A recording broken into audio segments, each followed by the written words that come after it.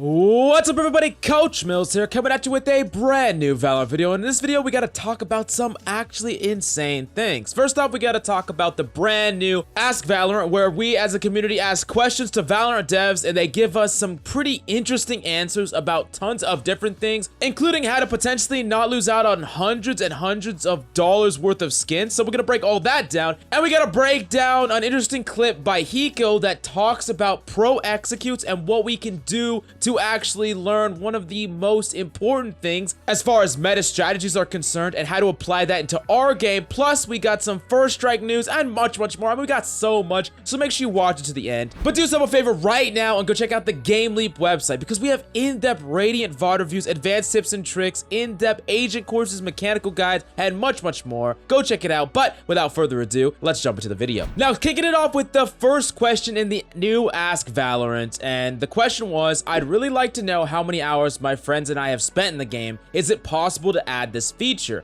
And the developers responded with this: we want players to have ways to show off their investment in Valorant, whether that's their ability to climb the ladder or to showcase how long they've been playing. We're still exploring the most exciting ways to do so, but rest assured, there will always be ways to display your dedication in the future, and this is pretty cool for a lot of the players that just want to grind a lot in Valorant. And I would imagine having something that breaks down like the playtime we have on each character, how much our overall playtime is, and maybe some breakdown of stats like headshot, crit percentage, and things like that would be really cool. But definitely let me know what you would want out of this feature in the comments down below. Now we're going to the next big question that people have been asking the developers, and it's this question: will we ever be able to transfer account regions without losing hundreds of dollars of skins and hundreds of hours of progress? And this is a worry of a lot of different people who want to transfer their regions, but they don't want to have to rebuy everything or start over. And the answer was this. This is something that we definitely know is important, and it's on our list behind a couple of other critical priorities for Valorant. We'd like it to be sooner, but it's looking like this option will be available towards the middle of 2021. So this is going to be a while down the line. So unfortunately, you're not going to be getting this right off the bat, but at least it's in the pipeline. So at some point, you'll be able to transfer your account regions, and you can keep all of your sweet goodies and all your progress. Then we're going to the last question that we have to break down in the November 19th Ask Valorant. And the question was, have you thought about having certain patches for tournaments exist on their own servers? And this is a really good question for a lot of reasons. Not only are private servers just more flexible from a,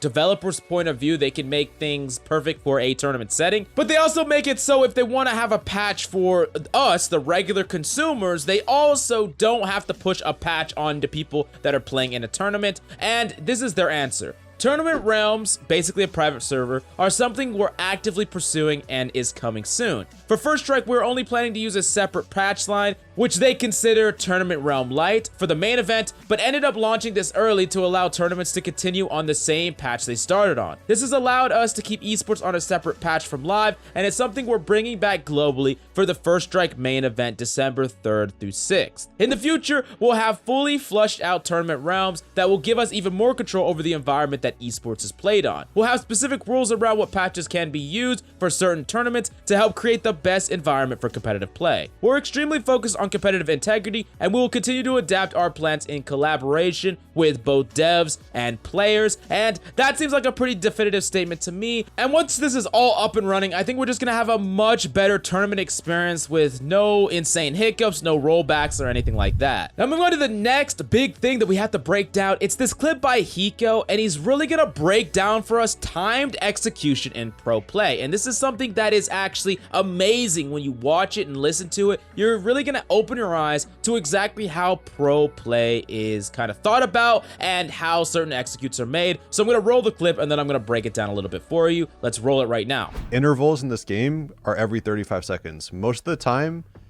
executes come every 35 seconds. So, if we say the round time is 135, then a team can go really fast and use all their abilities early. They execute at 135. If they don't execute at 135, most of the time they'll execute around a minute, because that's also when your Omen gets his next smoke, and that's also when your Sova Dart comes back online.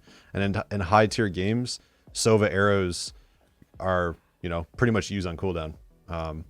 So then you have the 35 second, or the 135 execute, then you have the 1 minute execute, then you have another 35 seconds. So then you have the 25-second execute. So those are like usually around those timings are the timings when teams usually execute, especially if you're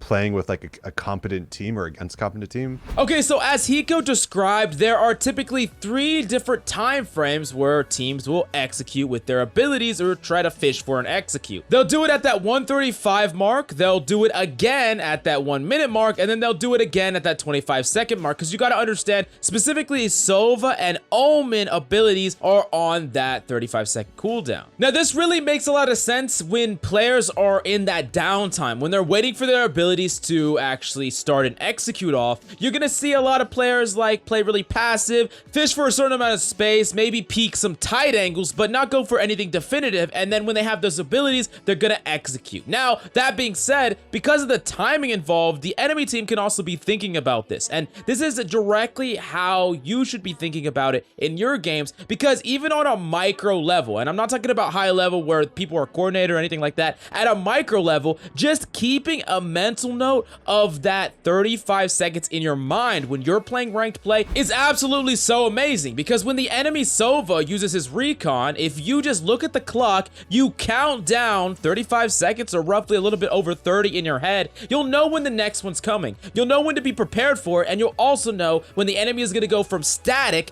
to actionable. It's going to be the exact same thing with specifically the Omen smokes. They're not going to push in, they're not going to challenge a site until they can smoke off heaven, until they can smoke off the cutoff, and they might have already used their smokes, or they might have already used one smoke, and they want to wait until they get that smoke off of cooldown. If you can keep track of when some of the enemies have used these abilities, then when the enemy's playing really passive and slow, you can make a presumption based on the time when they will execute, and you can do things to counteract that. You can make a play right before that, either pushing up on the enemy right before they're getting ready for their execute, or anticipating where the enemy is, or backing up and playing defensive for a retake. Whatever the case may be, you can make a much better game plan, even as a solo person, just anticipating when the enemy's going to push in. That is so much value right away. Knowing when the enemy's going to shoot a recon dart, knowing when the enemy's going to smoke. These are all really, really important things that you can transition not only from the low levels, but to the high levels, and it will give you a much better understanding of pro play in general, which is just great from a spectator point of view. So I really gotta thank Hiko for clarifying this all for us. Now, the next thing I really wanted to break down is the weapon usage right now in pro play. What is seeing the most amount of play versus the least amount of play across the pro games right now, and you will actually be surprised by the results. You see, in first place is the Phantom, but it just barely overtakes the Vandal, with the Vandal still seeing almost equal amount of play, which is crazy. It seems that the Riot devs have actually perfectly balanced these two guns, and that means it's a lot of personal preference, man. You get to choose whichever one you really like, and a lot of it's also going to depend on the scenario, what character you are, where you're holding, and different things like that. Next up is the Classic, which this means the Classic is the weapon that you only have at the beginning of the round, like the only weapon you have, which of course that's going to be inflated just because any round that a person is completely saving, they're only going to have that Classic plus the pistol rounds. Then the Spectre sees quite a bit of play because it is a very consistent weapon and it's being used quite a bit,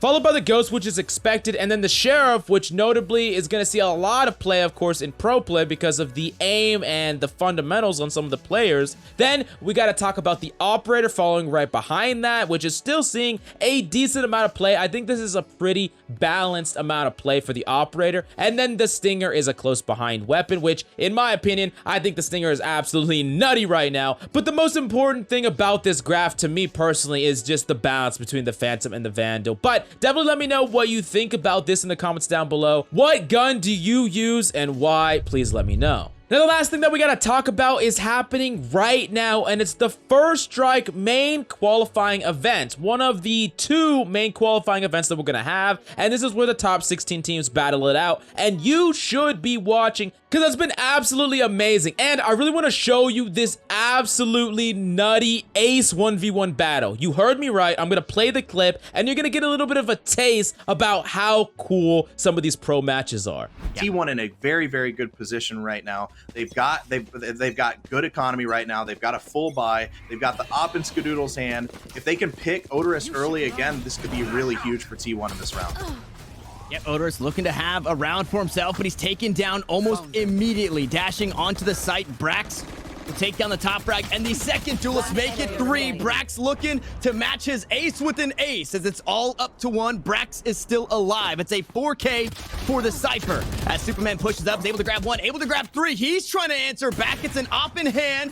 Not going to find the 4th just yet. He's going to get pinched, and it's a 4K for 4K across the board. Now a 1v1, but Brax on top.